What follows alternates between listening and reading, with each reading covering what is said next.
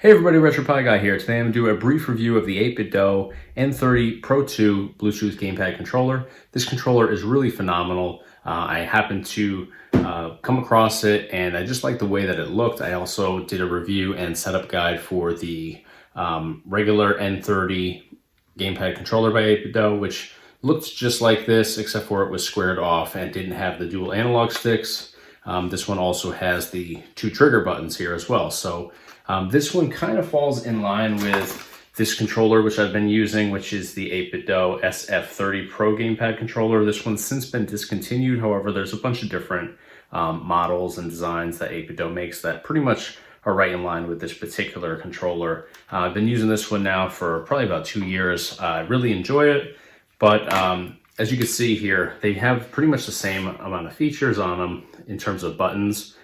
This one's just got the thinner profile, obviously. It's about half the thickness, which when I first saw it, I thought that it would be too small, but it actually fits in my hands really nicely on here. It's got a really nice feel to it. Now the analog sticks here are much smaller. I thought that was going to be a problem, but they actually have this rubber grip. I don't know if you can really see that on the video here, but the tops are a nice rubber grippy material, which makes for navigating with these really easy. It grips right to your fingers, so you're not sliding off. This particular one has that as well. They're a little bit bigger on here, which I don't mind, but I thought that, this one being so much smaller was going to be an issue. It's not. Everything works really well on it. I'm able to control like cars and racing games really well. So it was actually a pleasant surprise that it was compact, but also really easy to maneuver and navigate using those. So another thing about this particular controller is the shoulder buttons are out here, and then the trigger buttons are actually just in from there. It doesn't share that same sort of layout that most of the 8BitDo controllers have, which is like this. That's just very similar to that of a PlayStation, where you have your L and R1s up here, L2 and R2 trigger buttons right below it, which I always liked. I mean, I think that's kind of a familiar setup for us since we're used to playing that on PlayStation and some of the other controllers as well. This one's a little bit different, but I originally saw it and I was like, well, I don't think I'm gonna like the way that's set up, but it's actually really nice. So you would just hold it, like this to hit your shoulder buttons easily, and then just adjust your grip by moving in slightly for the triggers. And you could actually map this however you want. You could use these L1 and R1 buttons as triggers if you wanted to do that. If you're playing a game that's using triggers instead of shoulder buttons and you just like the feel of it being out here versus in more, you could map that however you want. It's going to be personal preference there, and you can certainly do whatever you like, but I do like that trigger feel just moving in.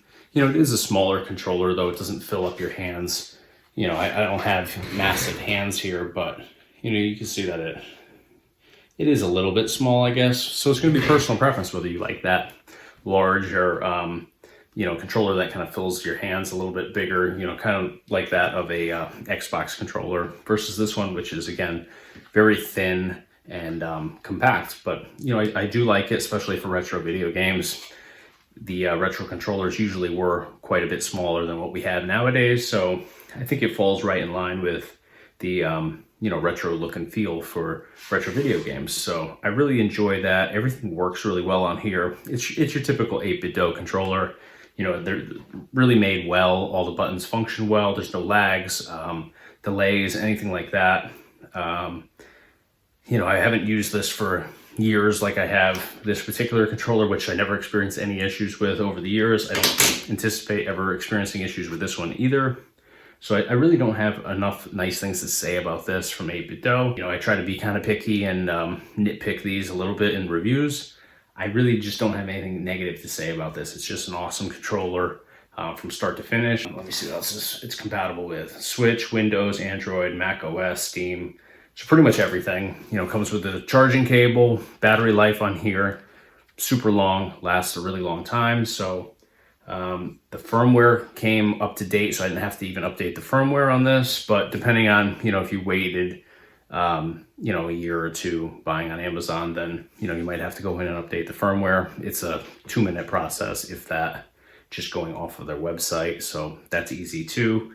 Just really, honestly, just not enough nice things to say about this. There's a couple different color schemes and different designs. the button mapping and layout is going to be exactly the same, but they do have a couple different color schemes that you can go with. This one's kind of more for that Nintendo Entertainment System sort of look and feel. So I particularly like that. I like that black, red, and white sort of color scheme, but that's going to be personal preference. So if you enjoyed this video, please give us a thumbs up. Be sure to subscribe to our YouTube channel. We do a whole bunch of product reviews like this one, gameplay demos, tutorials, just a whole bunch of stuff in general. And of course, check us out online, www.retropieguy.com. Thanks for watching.